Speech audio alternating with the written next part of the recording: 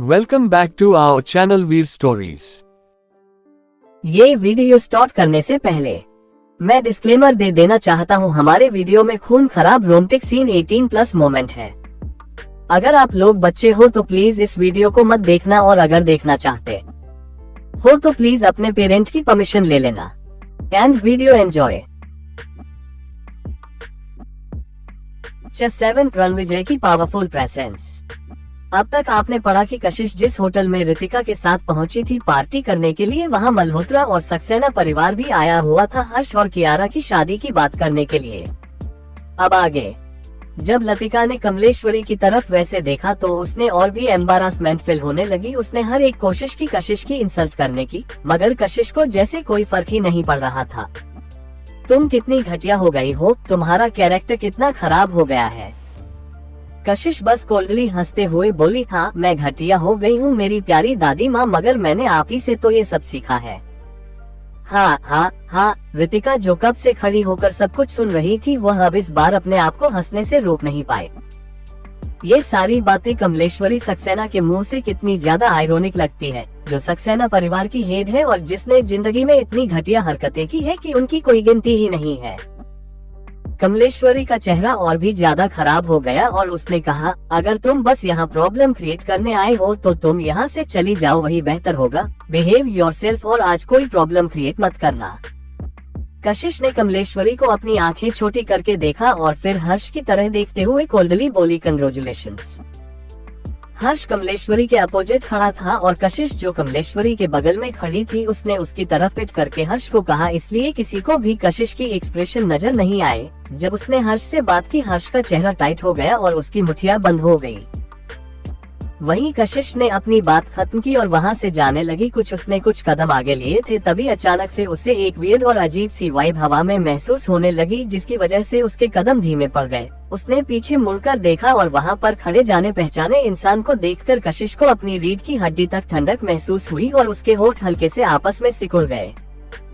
रणविजय वहां पर खड़ा था, उसकी तरफ वह देख रहा था और उसका ऑरा चिक चिक कर बता रहा था कि खतरा आने वाला है, जिसकी वजह से कशिश ने मन ही मन सारे मल्होत्रा और सक्सेना परिवार को गालियां दी। वही रणविजय को वहां देखकर रितिका ने कशिश का हाथ हिलाते हुए धीरे से कहा, वह बहुत गुस्से में नजर आ रहे हैं, क्या तुमने किसी तरह ने गुस्सा दिलाया? कशिश ने अपने होंठ और भी ज्यादा टाइटली दबा लिए। हाँ डेफिनेटली उसने उसे किसी वजह से गुस्सा दिला दिया है। फिर रणविजय अपने लंबे लंबे कदमों से उनकी तरफ आने लगा। कशिश के चेहरे पर जो लुक था वह कंफ्यूजन और पैनिक का मिक्सचर था, लेकिन जैसे ही रणविजय उस तक पहुंचने वाला था, किसी ने कशिश को पीछे से बहुत तेज धक्का दिया और इस धक्के की उम्मीद न होने की वजह से कशिश से कुछ कदम रितिका की तरफ लड़खड़ा गई। रितिका ने जल्दी से उसे पकड़ लिया और वह दोनों कॉरिडोर के दीवार के अगेंस्ट लीन हो गए बचने के लिए। ये देखकर रणविजय कुछ मूवमेंट के लिए पोज हो गया और उसकी आंखें एक खतरनाक चमक से भर गई। मगर वह इंसान जिसने अभी अभी कशिश को धक्का दिया, कमलेश्वरी सक्सेना कम्प्लीटली आने वाले खतरे से अनजान एक बड़ी सी मुस्कुराहट के साथ रणविजय के पास गई और उसने अपना हाथ आगे बढ़ते हुए कहा, mister Rawat, nice to meet you. मैं पल्स एंटरटेनमेंट की सीईओ हूँ, मैं आपकी इनॉग्रेशन सेरेमनी में भी थी। आप कितने ज्यादा यंग और टैलेंटेड है।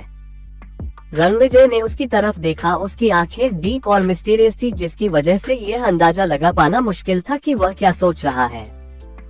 पलक झपकते ही उसकी डिप नजरें कमलेश्वरी सक्सेना के फेक स्माइली चेहरे से हट गई। उसने अपना सर नीचे झुकाया, उसकी आंखें फाइनली उसके बाएं हुए हाथ पर गई और साइलेंटली काफी वक्त तक वह उसकी तरफ देखता रहा। थोड़ी देर बाद रणविजय ने ना कोई एक्सप्रेशन दिए थे, ना कोई मूव किया था। उसकी वजह से कमलेश्वरी की स्माइल उसके चेहरे पर जमने लगी थी और जैसे ही थकावट और नॉर्मनेस की वजह से वह अपना हाथ पीछे खींचने वाली थी, रणविजय ने अपना हाथ आगे बढ़ाया, मगर उसने अपना लेफ्ट हाथ आगे बढ़ाया था। ये देखकर भी कमलेश्वरी ने ज्यादा नहीं सोचा और तुरंत उसने भी अपना दूसरा हाथ आगे बढ़ा दिया। उन्होंने अपना हाथ मिलाया जैसे ये दुनिया की सबसे नॉर्मल चीज हो, लेकिन कुछ सेकंड के बाद कमलेश्वरी की स्माइल तुरंत दर्द वाली स्माइल में बदलने लगी। वह इस वक्त बहुत ही ज्यादा दर्द में थी, मगर एक भी शब्द उसने नहीं कहा। फिर उसने रणविजय की तरफ देखा। उसके अनप्रेडिक्टेबल एक्सप्रेशन देखकर कमलेश्वरी की आंखों में थोड़ा सा डाउट दिखाई दिया, और मगर फिर भी वह पूरी कोशिश कर रही थी दर्द के बावजूद भी मुस्कुराने की। फिर उसने अपना हाथ छुड़ाते हुए मुड़कर कियारा को आगे करते हुए कहा, मिस्टर रावत, यह मेरी पोती है कियारा, पल्स एंटरटेनमेंट की टॉप फिगर। मुझे पता है, रणविजय की इंडिफरेंट आवाज सुनाई दी। उसे पता है। ये सुनकर कमलेश्वरी और कियारा दोनों ही ज्यादा एक्साइटेड हो गए, मगर वह लोग सेलिब्रेट कर पाते उससे पहले ही रणविजय ने आगे कहा, प्लस एंटरटेनमेंट का सबसे ज्यादा खूबसूरत मगर यूजलेस चेहरा और मल्होत्रा ग्रुप की सबसे बिगेस्ट फेलियर परफ्यूम। मैंने काफी कुछ सुना है इसके बारे में। ये सुनते ही कमलेश्वरी और कियारा की स्माइल उनके चेहरे पर जम गई। वह और स्माइल मेंटेन नहीं कर पा रहे थे और जिसकी वजह से वहां पर काफी ज्यादा ऑकवर्ड सीन हो गया था। यहाँ तक कि लतिका जो बगल में ही खड़ी थी वह भी अपना सर दूसरी तरफ घुमाने से खुद को रोक नहीं पाए और वह ये ऑकवर्डनेस बर्दाश्त नहीं कर रही थी। वही कशिश के चेहरे पर हल्की मुस्कुराहट आ गई और रितिका जो ऑलरेडी अपनी हंसी कंट्रोल करने की वजह से कांप रही थी उससे लेकर अंदर जाने लगी।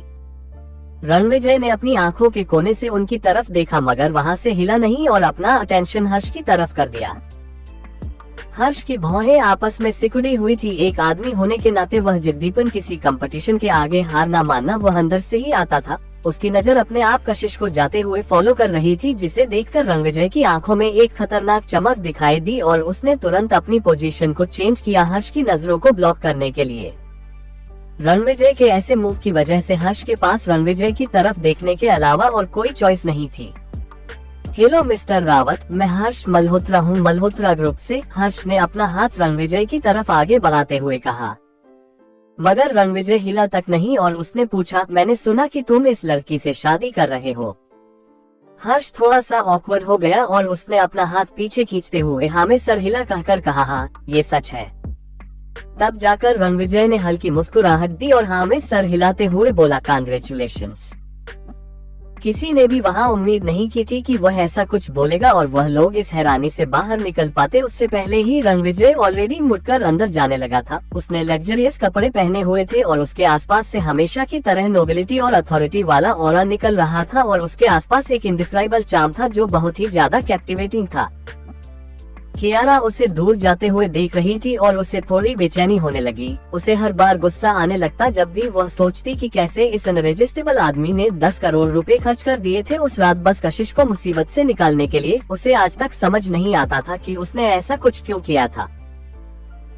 जब वह इस बारे में सोच रही थी तभी अचानक से दरवाजे पर थोड़ी चहल पहल होने लगी। सब लोगों में उस तरफ देखा तो उन्हें जोया नजर आए जो किसी को अंदर आते हुए प्रोटेक्ट करते हुए चल रही थी। वह इंसान जिसे जोया प्रोटेक्ट कर रही थी उसने एक रॉकिंग और शिफॉन शर्ट पहनी हुई थी और एक सी ब्लू लॉन्ग स्कर्ट नीचे वास कटवी शेप में थोड़ी सी राइट साइड में स्लिप थी, जिसकी वजह से उसके पतले और खूबसूरत पैर चलते वक्त कभी कभी नजर आ रहे। उसने एक मास्क पहना हुआ था लेकिन ज्यादा वक्त नहीं लगा लोगों को उसके कमर तक लहराते हुए लाल कलर के बालों को नोटिस करने में, जिसकी वजह से वहां पर हल्का तहलका मच गया। जल्दी ही लोग ऑटोग्राफ और पिक्चर्स के लिए उसे घेर लिया। रेचल पूरी तरह से तैयार थी ऑटोग्राफ साइन करने और उनके साथ पोज देकर फोटो खिंचवाने के लिए, मगर जोया तुरंत उसे खींचते हुए दरवाजे के अंदर ले गई। जोया, क्या ये कुछ ज्यादा ही नहीं हो गया? रेचल ने पूछा। जोया जो रेचल के अंदर लेकर जा रही थी उससे आगे ले जाते हुए जल्दी से बोली, आज कोई पब्लिक इवेंट नहीं है बेब और तुम अभी भी इंडस्ट्री में अपने कदम जमा रही हो। तुम्हारे सोशल सर्कल को पहले हमें प्लान करना होगा। तुम बिन रेडी हुए कहीं भी इस तरह पब्लिक में नहीं निकल सकती। उसके अलावा आज मिस सक्सेना के दोस्तों के साथ डिनर पार्टी है, हमें उनकी प्राइवेसी की रिस्पेक्ट करनी होगी। जितना लोग यहाँ अट्रैक्ट होंगे उतना ही प्रॉब्लम क्रिएट होगी, इसलिए जब हमें जरूर हो ना बोलने की तो बस ना कह दिया करो क्योंकि तुम हर एक फैन को खुश नहीं कर सकती, समझी? रेचल ने ये सुनकर हाँ में सर हिलाया और जोया को फॉलो करते हुए अंदर जाने लगी। रेचल, वह सचमुच वही थी। वह कितनी खूबसूरत है। मुझे उसके लंबे बाल बहुत ही ज्यादा अच्छे लगते हैं। आई विश कि मुझे उसका ऑटोग्राफ या फिर पिक्चर मिल पाती। थोड़े ही वक्त में काफी भीड़ इकट्ठा हो गई थी क्लब के एंट्रेंस पर और वही कियारा अपनी मुठिया बंद किया हुए रेचल को देखे जा रही थी और कमलेश्वरी के भी एक्सप्रेशन कुछ खास अच्छे नहीं थे। जोया ने उन लोगों को देखा जो उनका रास्ता रोकर खड़े थे और फिर अपना अटेंशन दूसरी तरफ कर दिया और उन्होंने ऐसे ट्रीट किया जैसे वह लोग बिल्कुल अजनबी हो। रेचल ने भी कमलेश्वरी और कियारा को देख लिया था और उसके भी चेहरे के एक्सप्रेशन बदल गए और उसके कदम रुक गए। जोया ने जब ये देखा तो तुरंत रेचल का कंधा पकड़ा और उसे आगे चलने का इशारा किया और ग्रुप के पास आते हुए जोया ब्लंटली बोली, एक्सक्यूज मी प्लीज, हमें रास्ता दीजिए। ये सुनकर लतिका अपने आप साइड हट गई, मगर कमलेश्वरी और कियारा अभी भी वही खड़े थे। जोया ने रेचल को थोड़ा और आगे किया, थोड़ी तेज आवाज में बोली, एक्सक्यूज मी, प्लीज हमें रास्ता दीजिए। मगर फिर भी कमलेश्वरी अपनी जगह पर ही खड़ी थी और उसके चेहरे के एक्सप्रेशन सख्त थे। तो तुम अब सुपरहिट हो गई हो तो मुझे पहचानती भी नहीं रेचल, कमलेश्वरी ने कहा। ये सुनकर जोया सीधी खड़ी हो गई और कोल्डली कमलेश्वरी की तरफ देखने लगी, मगर जोया कुछ बोल पाती उससे पहले ही रेचल ने कहा, आई एम सॉरी, मैंने पहचाना ही नहीं कि जो इंसान इस तरह रास्ता रोककर खड़ा है मेरा वह महान और क्लासी मैसेज सक्सेना है, लेकिन अब मैं आपका चेहरा देखकर आपको कैसे नहीं पहचानती। अगर आप लोग नहीं होते तो शायद आज मैं जहाँ हूँ वहाँ कभी पहुँच ही नहीं पाती। मुझे तो आप लोगों को थैंक यू कहना चाहिए। कमलेश्वरी उसकी सरकेजम भरी बातों से स्पीचलेस हो गई। उसने फ्रस्ट्रेशन में अपनी आंखें बंद की और अपने चेस्ट पर हाथ रख लिया और वह कोई भी शब्द नहीं बोल पा रही थी। ये देखकर कियारा तुरंत आगे आई कमलेश्वरी को संभालने के लिए और रेचल की तरफ देखते हुए उसकी भौहें आपस में सिकुड़ गई और उसकी जेंटल आवाज में एक गुस्सा नजर आ रहा था। रेचल, तुम कई सालों से हमारी कंपनी में काम कर रही थी और दादी माँ हमेशा ही तुम्हारे साथ फेयर रही थी, लेकिन अब जब तुम फेमस हो गई हो तो जानबूझकर उन्हें गुस्सा दिला रही हो, क्या ये कुछ ज्यादा नहीं हो गया? उसकी आवाज सॉफ्ट थी मगर उसमें थोड़ा सा गुस्सा नजर आ रहा था। वह फैंस जिन्हें बॉडीगार्ड ने रोका हुआ था वह सब लोग ये सुनकर शांत हो गए और सबकी नजरें उनके ऊपर टिकी हुई थी।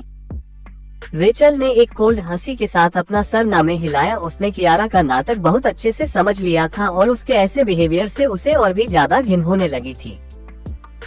म्यूजिक के अलावा दूसरे मैटर में वह हमेशा से ही बहुत ही ज्यादा इजी गोइंग थी और लोगों के कैरेक्टर को समझने या फिर उनकी चालों का जवाब देने में अपना टाइम वेस्ट नहीं करती थी। उसे हमेशा ऐसा भरोसा था कि लोग हमेशा से बुरे नहीं होते हैं। अगर उन्होंने कुछ गलत या फिर बुरा किया है तो इसका मतलब यह उनके पास आखिरी चॉइस थी और न ही वह कभी पल्स एंटरटेनमेंट में रहते हुए ही आर्टिस्ट की बैकस्टेज गॉसिप में शामिल होती थी। मगर उसने कभी यह उम्मीद नहीं की थी कि रियलिटी उसकी सोच से कई ज्यादा कॉम्प्लिकेटेड है और कई सारे बुरे लोग हैं इस दुनिया में जो बिना किसी कारण के दूसरे लोगों को नुकसान पहुंचाने में मजा लेते हैं। उनका माइंड सेट ही खराब होता है। मुझे नहीं लगता कि मैंने जो कुछ भी कहा उसमें कुछ भी गलत है। अगर तुम लोगों को इतना ही गुस्सा आ रहा है तो क्या कभी सोचा है कि जो मैं आज बोल रही हूँ वह मैंने क्यों कहा? क्या तुम लोगों के अंदर बिल्कुल भी सेल्फ अवेयरनेस नहीं बची है जो अपने एक्शन के बारे में एक बार भी सोच सको? तुम लोग हमेशा ही ब्लेम दूसरों के ऊपर डाल देते हो जब भी तुम्हें कोई बात पसंद नहीं आती है या फिर गुस्सा आता है। और मिस कियारा, आपका मतलब क्या है अनफेयर ट्रीटमेंट से? तुम्हें हर चीज बहुत ही आसानी से मिल जाती थी, इसलिए इस तरह के फालतू के इल्जाम मत लगाओ। कमलेश्वरी सक्सेना तुम्हारी दादी माँ है और तुम्हारी सपोर्टर है, मेरी नहीं, और मुझे बहुत अच्छे से पता है कि वह मेरे साथ फेयर थी या फिर नहीं। नो ऑफेंस, मगर तुम लोग अपने आप को कुछ ज्यादा ही महान समझते हो। तुम लोग 1 रुपया किसी गरीब को देखकर अपने आप को मदर टेरेसा समझने लगते हो। मुझे तो यही लगता है कि तुम्हारी बातों के हिसाब से तुम्हारा यही मानना है कि तुम्हारी कंपनी के आर्टिस्ट भूखे नहीं मर रहे हैं और उनके पास खाने के लिए खाना है, तो उन्हें इसके लिए तुम लोगों का ग्रेटफुल होना चाहिए। ये सब कहने के बाद रेचल पॉज हुई और फिर उसने आगे कहा, मुझे हमेशा मिस कोशिश का एटीट्यूड खराब लगता था, मगर अब मुझे रिसेंटली समझ में आया है कि उनके पास उनके कारण थे और वह कभी गलत नहीं थी। यू बेशर्म लड़की, अनग्रेटफुल। कमलेश्वरी का चेहरा गुस्से की वजह से लाल हो गया था, लेकिन रेचल उसकी तरफ एरोगेंस और घिन से देखे जा रही थी। आगे कहानी में क्या होगा जानने के लिए पढ़ते रहिए और कमेंट और लाइक जरूर कीजिए। चैट कमलेश्वरी का हाथ तोड़ दिया। अब तक आपने पढ़ा कि रितिका और कशिश होटल पहुंचते हैं, फिर वहां रणविजय आता है और उसके बाद रेचल और जोया, जिनका रास्ता कमलेश्वरी और कियारा ने रोक लिया था। अब आगे कमलेश्वरी का चेहरा गुस्से की वजह से लाल हो गया था, मगर रेचल उसकी तरफ एरोगेंस और घिन से देखे जा रही थी।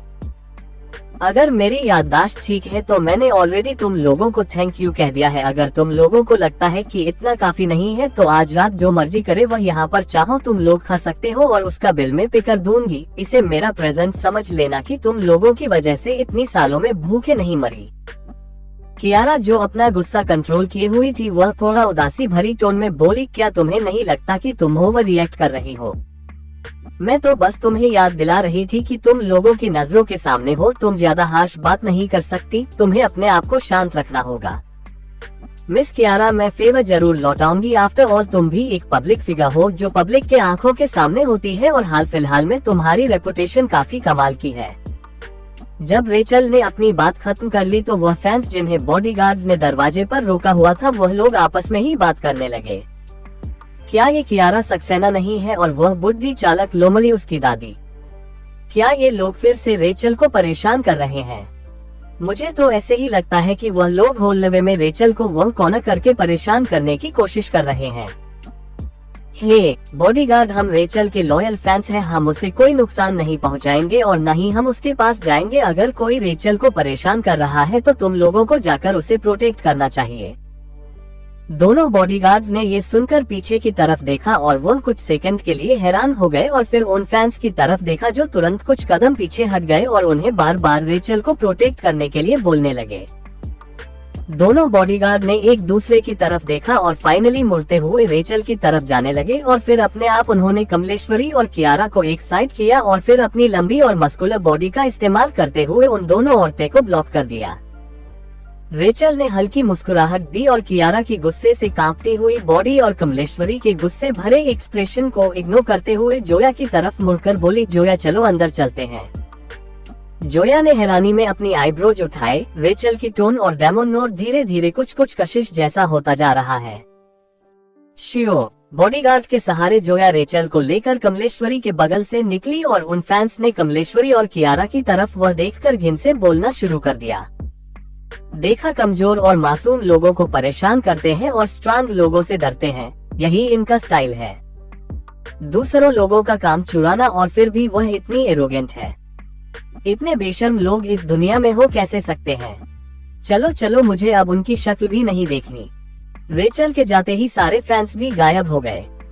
कियारा ने अपने लिप्स को बहुत टाइटली वाइट किया हुआ था। जब सारी चीजें रुक गई तो उसने हर्ष की तरफ देखा जो अपनी ही दुनिया में खोया हुआ था और सोचने लगी कि वह क्या सोच रहा है।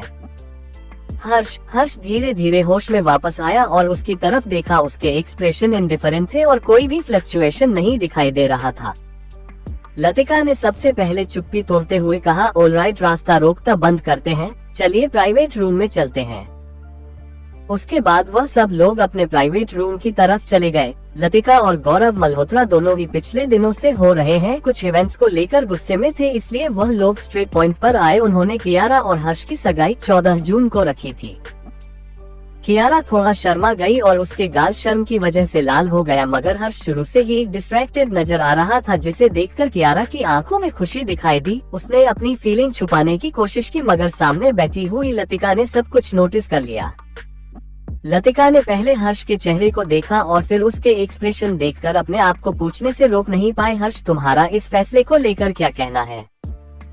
हर्ष ने अपना सर उठाया और अपनी माँ की आंखों में देखा और फिर कियारा की तरफ देखा जो लगभग रोने की कगार पर थी। उसके होंठ हल्के से हिले, मगर उसे कुछ वक्त लगा बोलने के लिए। हर्ष अपनी बात खत्म कर पाता उससे पहले ही टेबल के अंदर उसके पैर पर किसी ने बहुत तेजी से पर मारा। हर्ष ने ऊपर देखा तो उसे अपनी माँ की आंखों में एक वार्निंग लुक दिखाई दिया, जिसकी वजह से वह कुछ सेकंड के लिए पोच हुआ और फिर हाँ में सर हिलाते हुए बोला, मुझे इससे कोई प्रॉब्लम नहीं है, शादी होनी ही है तो कभी भी हो। कियारा जो बहुत ज्यादा नर्वस थी वह अब ये सुनकर फाइनली रिलैक्स हुई और एक सेटिस्फाई वाली स्माइल कमलेश्वरी के चेहरे पर आ गई। सुधा ने शुरू से नोटिस कर लिया था कि लतिका और गौरव मल्होत्रा ज्यादा खुश नहीं नजर आ रहा है, इसलिए उसने उनके साथ बातें करना शुरू कर दी उन्हें डिस्ट्रैक्ट करने के लिए। ये वेटर को हुआ क्या है? हम कितने वक्त इंतजार कर रहे हैं मगर हमारा खाना अभी तक नहीं आया, सुधा ने कंप्लेंट किया। तो लतिका की भौहें आपस में सिकुड़ गई और उसने कहा, हर्ष जाकर चेक करो तो देखो तो किसकी वजह से वेटर रुका हुआ है।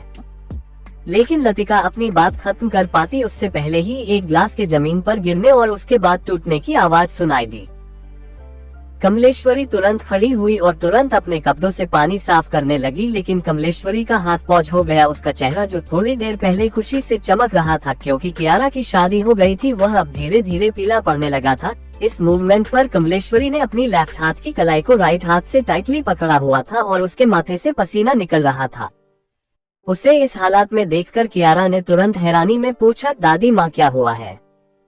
गौरव मल्होत्रा भी तुरंत खड़ा हो गया और हर्ष की तरफ देखते हुए अर्जेंटली बोला, हर्ष अभी गाड़ी शुरू करो, मिसेज सक्सेना को हॉस्पिटल लेकर जाना होगा। जब वह लोग हॉस्पिटल पहुंचे तब जाकर उन्हें पता चला कि कमलेश्वरी का लेफ्ट हाथ फ्रैक्चर हो गया है और वह भी बहुत बुरी तरह। डॉक्टर को कमलेश्वरी का इलाज करते हुए देखते हुए लतिका ने कंफ्यूजन में पूछा, मैं सोच रही हूँ कि इनका लेफ्ट हाथ अचानक से कैसे फ्रैक्चर हो गया।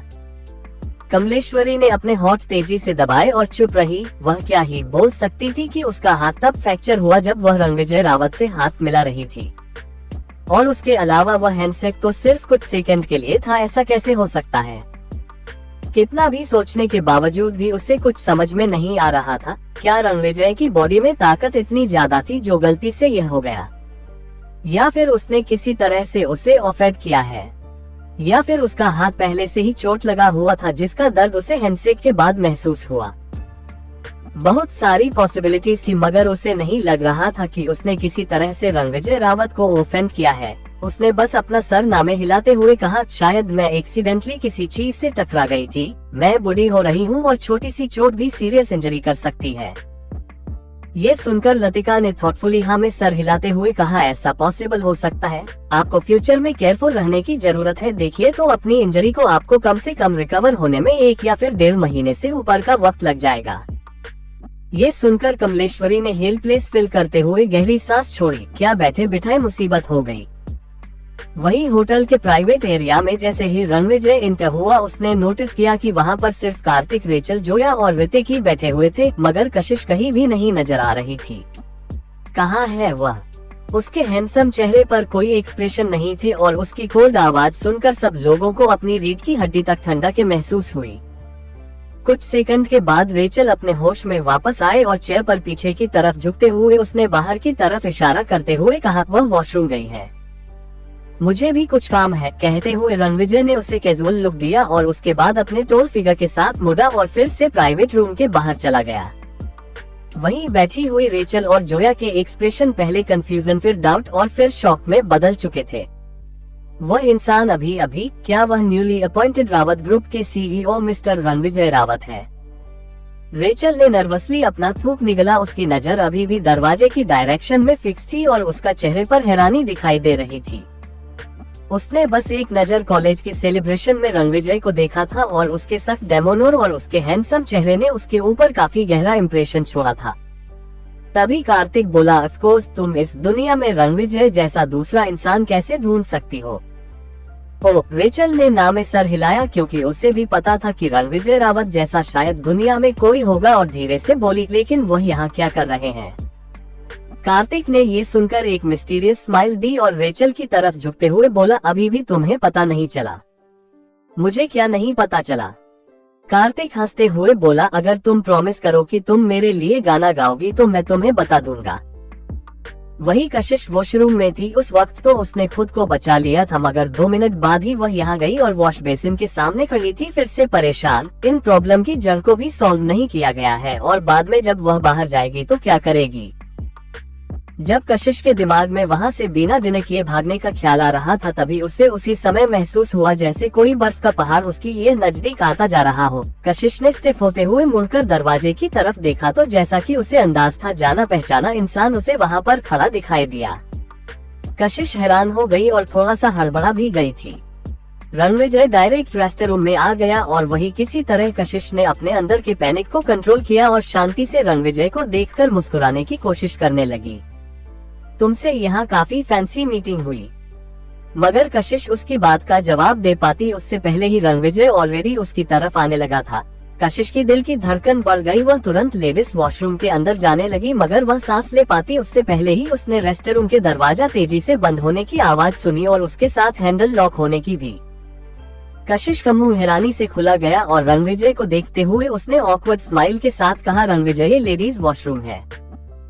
रणविजय एक्सप्रेशनलेसली कशिश की तरफ आ रहा था। कशिश को अपने दिल में एक अजीब सी ठंडक महसूस हुई। जब उसने रणविजय को अपनी तरफ आता हुआ देखा, वह तुरंत आगे गई और अपना हाथ उसके कंधे पर रखते हुए फोर्सफुली उसे दरवाजे के अगेंस्ट पुश करने लगी। उसकी इस हरकत से रणविजय की भौहें कंफ्यूजन और चिढ़ में सिकुड़ गई थी। इस मोमेंट पर कशिश की डेलिकेट और सॉफ्ट बॉडी अचानक से रणविजय की बॉडी से पूरी तरह से चिपकी हुई थी। उसने अपने हाथों को रणविजय के गले के आसपास लपेट लिया और अपनी उंगलियां पर खड़े होते हुए बहुत ही एक्यूरेटली रणविजय के क्लोज होठों पर किस करने लगी। जिसकी वजह से रणविजय की आंखें तुरंत छोटी हो गई और उसके सडन मूव की वजह से उसके हाथ अपने आप कशिश के कमर के आसपास लपेट लिए। कशिश ने अपने होठों को रणविजय के ठंडे होठों पर रखा और फाइनली उसकी टंग अंदर की तरफ जाने की कोशिश करने लगी, उसके होठों को खोलकर, और ऑलमोस्ट उसके होंठ ने पूरी तरह से रणविजय को काबू में कर लिया था। कशिश की टंग रणविजय के मुंह को एक्सप्लोर कर रही थी, उनकी नोज एक दूसरे से टच हो रही थी। कशिश ने क्लोजली उसे देखा, उसकी सांसें गर्म और भारी हो गई थी और उसकी लंबी लंबी पलकें फड़फड़ा रही थी। रणविजय का आधा चेहरा लाइट पड़ने की वजह से चमक रहा था और आधा परछाई में था। उसकी नजरें कशिश के चेहरे पर टिकी हुई थी और फिर बहुत ही खूबसूरत लग रही थी, और उसके ऊपर से उसके शर्म से लाल वह गाल। रणविजय ने अपना सर नीचे झुकाया और उसकी डिप आंखों में देखते हुए अपनी लो और इंटिमेटिंग आवाज में बोला, क्या तुम मुझे मक्खन लगाने की कोशिश कर रही हो? ये सुनकर कशिश ने हाँ में सर हिलाते हुए कहा, बस तुम्हारा गुस्सा शांत करने की कोशिश कर रही थी। रणविजय ने कोई जवाब नहीं दिया। कोई जवाब ना मिलने पर कशिश ने उसे फिर से चाम करने की कोशिश की। उसके मुंह थोड़े स्लो थे और उसके रोजी लिप्स से उसने रणविजय के होठों पर एक हल्की लाइट किस की। उसने अपनी पलकें उठाते हुए उसकी तरफ देखा और सॉफ्टली पूछा, क्या तुम अभी भी गुस्सा हो? तुम्हें बहुत अच्छे से पता है ना कि लोगों को अपनी बातों में कैसे फंसाना है। कशिश ने ये सुनकर हल्की मुस्कुराहट थी और पीछे हटते हुए खुद को रणविजय से थोड़ा दूर करते हुए बोली, तो तुम अब गुस्सा नहीं हो, राइट? लेकिन जब उसने रणविजय की आंखों में देखा तो उसे लगा कि अभी भी उसका गुस्सा खत्म नहीं हुआ है। कशिश ने अपने होठों को लाइटली बाइट किया और उसकी तरफ देखते हुए कंफ्यूजन में बोली, एक्चुअली मैंने कुछ भी जानबूझकर नहीं किया। क्या जानबूझकर नहीं किया? उसे अपनी तरफ अट्रैक्ट करना। ये सुनकर कशिश ऑकवर्डली हंसी। उसका चेहरा एम्ब्रेस था और उसकी आंखें इधर उधर हो रही थी। मैं तो बस देखना। लेकिन कशिश अपनी बात खत्म कर पाती उससे पहले ही रणविजय ने कशिश को टाइटली अपनी बाहों में खींचते हुए कहा, तुम क्या देखना चाहती थी, और अगर तुम कामयाब हो जाती तो तुम क्या करती हो? कुछ भी नहीं, मैं तो बस उस कियारा को गुस्सा दिलाना चाहती थी। मैं उसके अलावा और कुछ करने का प्लान नहीं कर रही थी, और इसी बार तुमने मुझे पकड़ लिया, बस एक बार। रणविजय ने कहा तो कशिश की भौहें आपस में सिकुड़ गई और वह बोली, ऑफ कोर्स, तुम्हें लगता है कि मैं बाहर लोगों को अपनी तरफ अट्रैक्ट करती हुई घूमती हूँ, तो फिर तुम मुझे अपनी तरफ हर रोज क्यों अट्रैक्ट करती हो? ये सुनकर कशिश का चेहरा तुरंत लाल हो गया। उसने कहा, कौन तुम्हें हर रोज अट्रैक्ट करता है? मैं तो बिल्कुल भी नहीं। क्या उसे गुस्सा नहीं होना चाहिए? अचानक से वह रोमांटिक बातें क्यों करने लगा? आगे कहानी में क्या होगा जानने के लिए पढ़ते रहिए और कमेंट और लाइक जरूर कीजिए।